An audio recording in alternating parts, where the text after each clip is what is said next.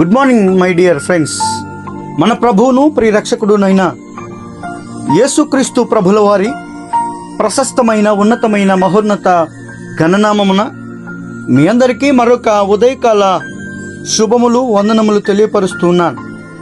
దేవునితో ప్రతిదినం అనేటువంటి ఈ కార్యక్రమం ద్వారా ప్రతిదినం మీ ఎదుట ఇలాగూ నిలవబడి దేవుని యొక్క దివ్య సత్య సందేశాలను అందించి దేవునిలో మిమ్మల్ని బలపరిచి పురికొల్పుటకై దేవుడు శ్రేష్టమైన అవకాశాన్ని మనందరికీ అనుగ్రహింపచేసి ఉన్నాడు.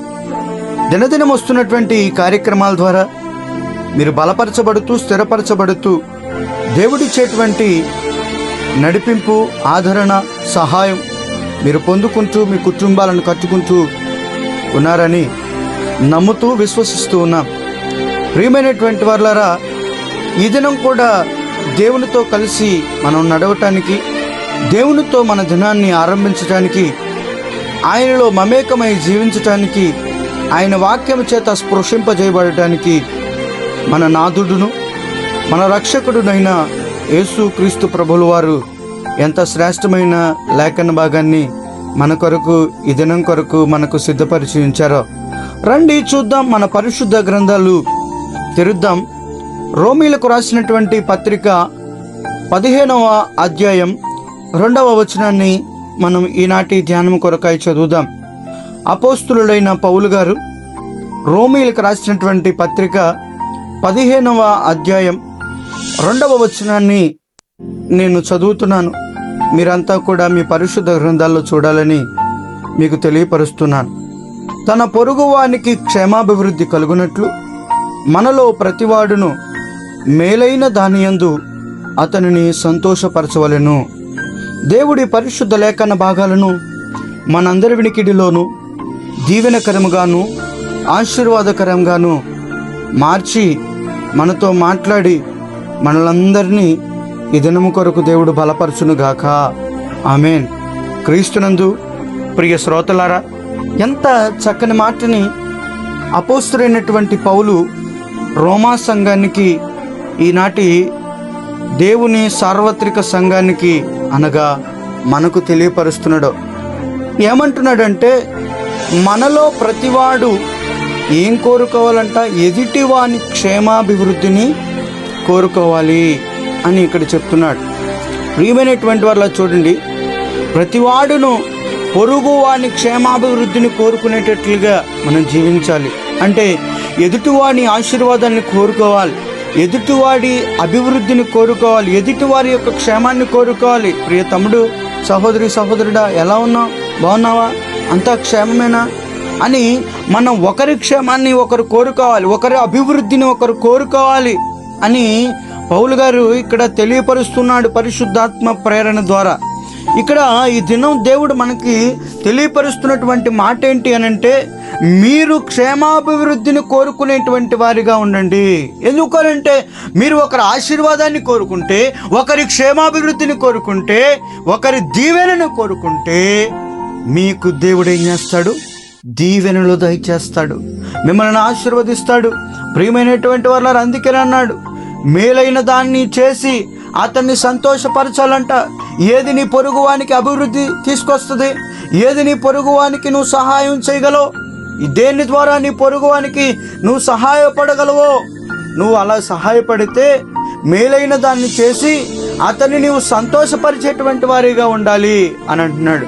అందుకనే ఇదే పౌలు నాన్నగారు అంటారు, గలతీలకు రాసినటువంటి పత్రిక 6వ అధ్యాయం 9వ వచనంలో అంటాడు, మనము మేలు చేటి అందు అలయక యుందుము, అలయక మేలు చేసితమేమి తగిన కాలంలో పంట కోతుము. ఎంత అద్భుతమైనటువంటి మాట!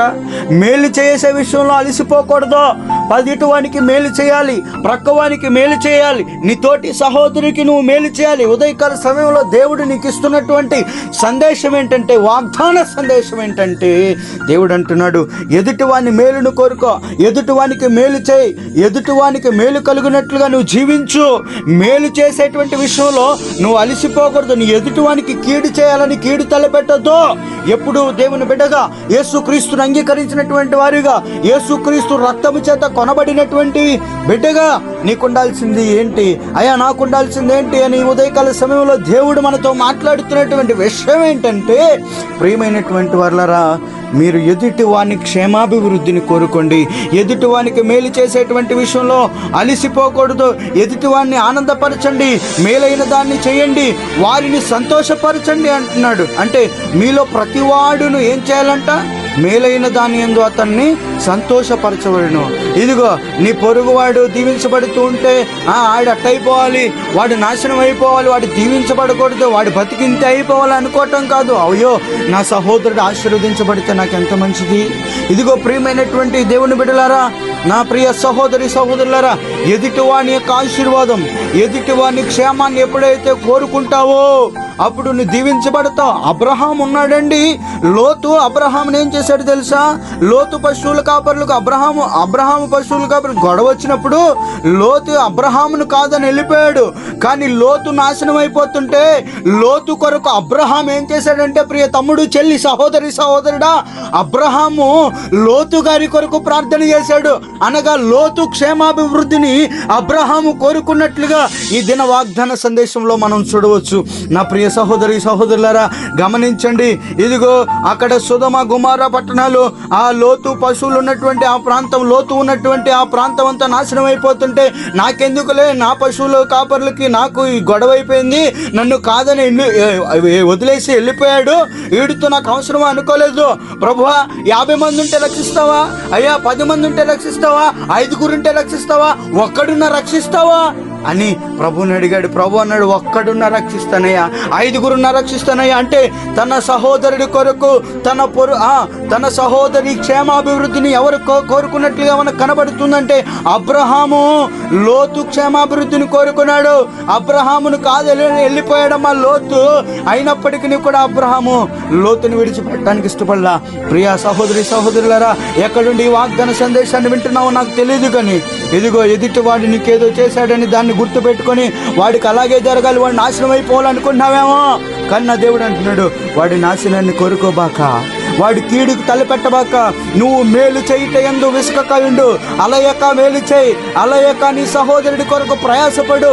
ఏదైతే ఏ మేలు చేయటం ద్వారా నీ సహోదరుడు సంతోషపరచబడతాడో, నీ సహోదరుడు ఆనందించబడతాడో, నీ సహోదరుడి కొరకు అలాగ ప్రార్థన చేయగలిగితే, అలాగే నీ సహోదరుడి దీవెనను కోరుకోగలిగితే, అలాగే నీ సహోదరుడి అభివృద్ధిని కోరుకోగలిగితే, ఎలాగైతే లోతు యొక్క అభివృద్ధిని అబ్రహాము కోరుకున్నాడో, ఈ ఉదయకాల సమయంలో నువ్వు కూడా నీ తోటి వారి అభివృద్ధిని కోరుకోగలిగితే, నువ్వు కూడా నీ తోటి వారి ఆశీర్వాదాన్ని కోరుకోగలిగితే, ఆటోమేటిక్గా నీ కుటుంబానికి ఆశీర్వాదం ఇస్తాడు దేవుడు, నీ కుటుంబానికి సంతోషం ఇస్తాడు దేవుడు, నీ కుటుంబంలో మేలు దయచేస్తాడు దేవుడు. ప్రియమైనటువంటి వారలారా, అట్టి మేలు చేయటానికి మనం విసుకక అలిసిపోక మేలు చేద్దాం. తగిన కాలంలో దేవుడే మనల్ని ఆశీర్వదిస్తాడు, మనల్ని అభివృద్ధి చేస్తాడు.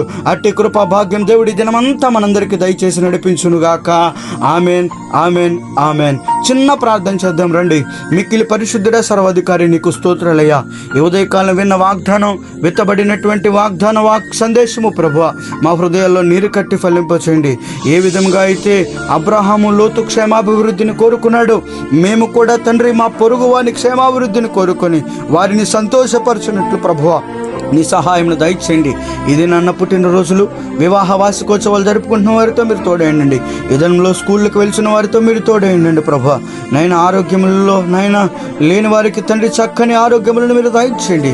నీ సన్నిధిని ప్రతి బిడ్డతో ఈ దినమంతా ఉంచి ప్రతి బిడ్డకు నీవిచ్చు క్షేమాభివృద్ధి, నీవిచ్చు ఐశ్వర్యము, నీవిచ్చు మేలు చేత ప్రతి బిడ్డను తృప్తిపరచమని యేసు దివ్యనామాన ప్రార్థిస్తున్నాం తండ్రి.